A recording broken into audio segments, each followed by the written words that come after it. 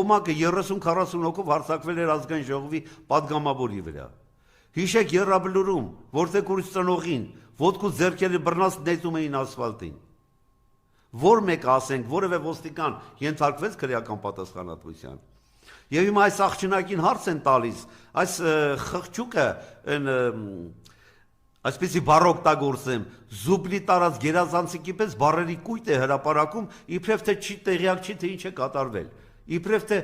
իրականացվում է քրեական վարույթ, հետևաբար ինքնատվության, հակառակը պատասխանատվության փոխարեն ավելի առաջխաղացման են գնում, եւ պաշտոնական առաջխաղացում են ունենում։ Հետևաբար նույն այս աղջնակները, որոնք գրավել են Հայաստանի իրավապահ համակարգի բարձր աթոռները, սրանք ավելի առանձին դեպքերում ավելի անպատժելիություն են ստեղծում Հայաստանում, քան եղել էր նախկինում։ Գոնե Վահե Հովհաննիսյանը ինչ որտեղ ոստիկանության ծառայող էր եւ